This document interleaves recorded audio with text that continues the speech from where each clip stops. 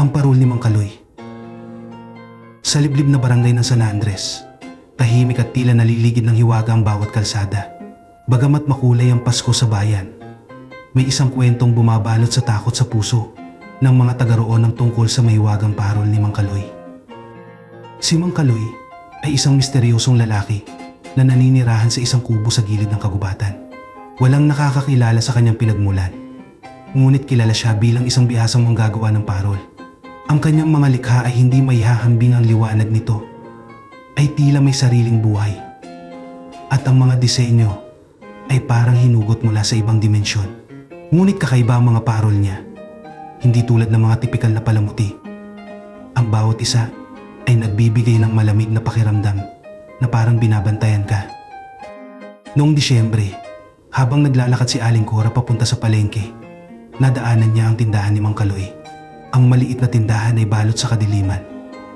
Ngunit ang mga parol ay nagliliwanag sa loob na tila lumulutang sa hangin. Hindi niya napigilan ang sarili na pumasok. "Magandang gabi." Mang Kaloy bati niya, ngunit nang marinig niya ang sariling boses, ito'y parang sumasalungat sa tahimik na paligid. Lumabas si Mang Kaloy mula sa anino, dala ang isang parol na hugis bituin. Napansin ni Aling Cora na ang mga mata nito ay malalim at parang may bahid ng lungkot at galit. "Ano ang iyong hinahanap, Aling Cora?" Tanong ng matanda. Ang tinig niya ay malamig na parang ihip ng hangin. "Gusto ko po ng magandang parol para sa aming bahay," sagot ni Aling Cora. Pilit na ngumiti, kahit may nararamdamang kakaibang takot. Tiningnan ni Mang Kaloy ang babae at ibinigay ang parol. "Hindi ito basta parol. Ito ay may kapangyarihan. Magdasal ka sa ilalim nito at anumang hilingin mo ay magkakatotoo. Ngunit tandaan mo, Aling Cora, may kapalit ang bawat hiling." Bagamat nagdadalawang isip, kinuha ni Aling Cora ang parol at nagpasalamat. Sa gabing iyon, ikinabit niya ito sa kanilang balkonahe. Sa ilalim ng liwanag ng parol, nagdasal siya ng taimtim. "Panginoon, sana mabayaran namin ang aming mga utang." Hiling niya habang tahimik ang gabi. Sa ilalim ng parol, tila may narinig siyang mababang boses na tumatawa. Ngunit inisip niyang ito, ibunga lang ng kanyang imahinasyon.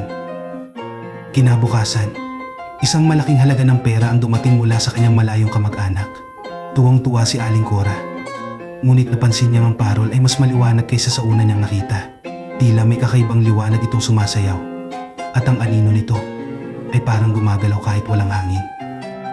Hindi nagtagal, ang balita tungkol sa mahiwagang parol ni Mang Kaloy ay kumalat.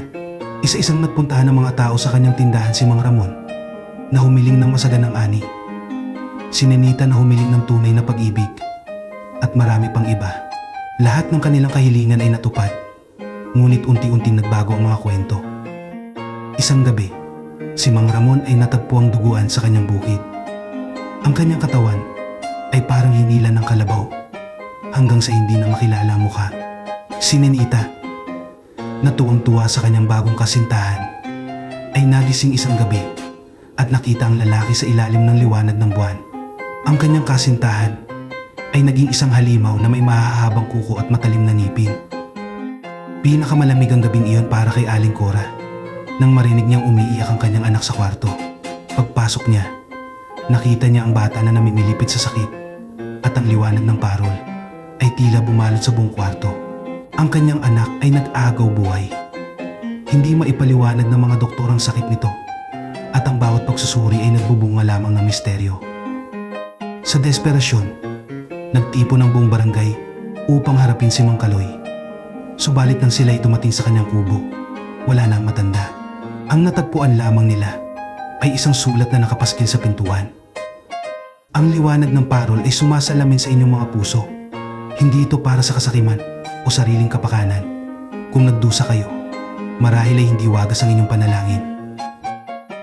Ang kubo ay biglang nasunog ng walang dahilan at ang mga tao ay tumakbo sa takot.